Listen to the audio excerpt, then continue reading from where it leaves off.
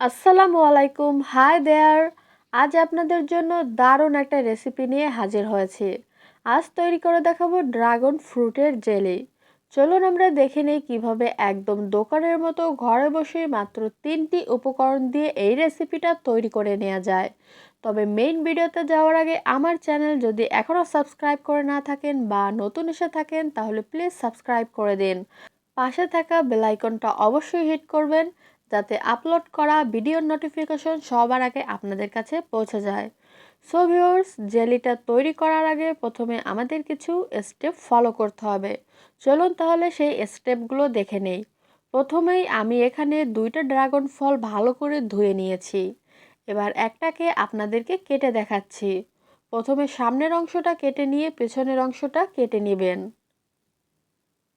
তারপর আলতো হাতে এই খোসাটা ফলটা থেকে ছাড়িয়ে নিতে হবে। আমি যতক্ষণে এই খোসাটা ছাড়িয়ে এটাকে কেটে নিচ্ছি, আপনারা চাইলে কিন্তু আমার চ্যানেল ঝটপট সাবস্ক্রাইব করে দিতে পারেন। এবার আমি এটাকে 2 ভাগ করে কিছু কিউব করে কেটে নিব। এভাবে আমি 2টা ফলই কেটে নিচ্ছি। আমার চ্যানেলে কিন্তু আরও অনেক ধরনের মজাদার মজাদার রেসিপি রয়েছে, আপনারা চাইলে সেগুলো একবার ভিজিট করে দেখে নিতে পারেন। সো ভিউয়ার্স, আমি সবগুলো কিউব করে কেটে নিলাম। এবার এটাকে ব্লেন্ড করে নিতে হবে। এবারে একটা ব্লেন্ডারের জারে আমি এটাকে ঢেলে নিচ্ছি আর ব্লেন্ড করে নিব।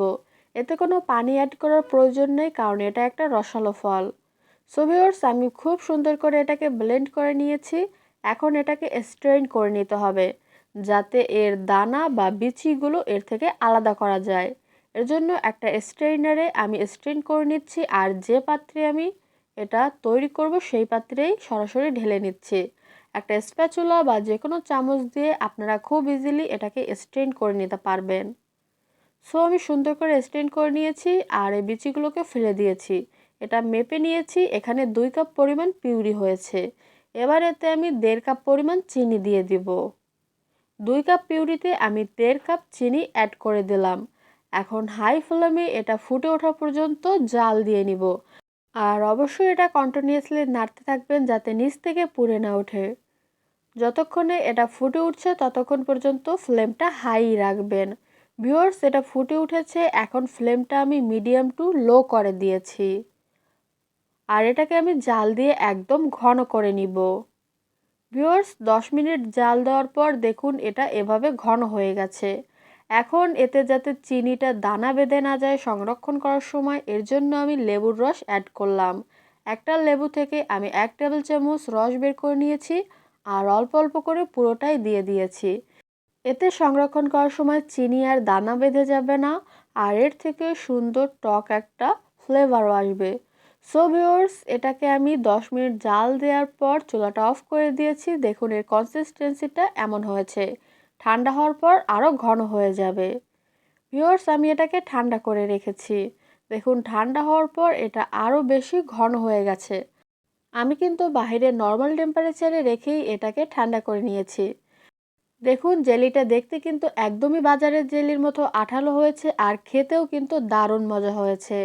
আপনারা চাইলে যে কোনো কাচের জারে রেখে এটাকে 2 থেকে 3 মাসের মতন ফ্রিজের নর্মাল সেকশনে রেখে সংরক্ষণ করতে পারবেন। সো ভিউয়ার্স, আর দেরি কেন, ড্রাগন ফল শেষ হয়ে যাওয়ার আগে ঝটপট কিনে এই জেলিটা তৈরি করে নিন আর আপনাদের বাচ্চাদের খাওয়ান, দেখবেন তারা অনেক এনজয় করবে এটা খেতে খেতে। সো আজকের রেসিপি কেমন লেগেছে সেটা কিন্তু অবশ্যই কমেন্ট করে জানাতে হবে। ঝটপট কমেন্ট করুন, লাইক শেয়ার করুন। আজ আসি, ইনশাল্লাহ দেখা হবে। আল্লাহ হাফেজ।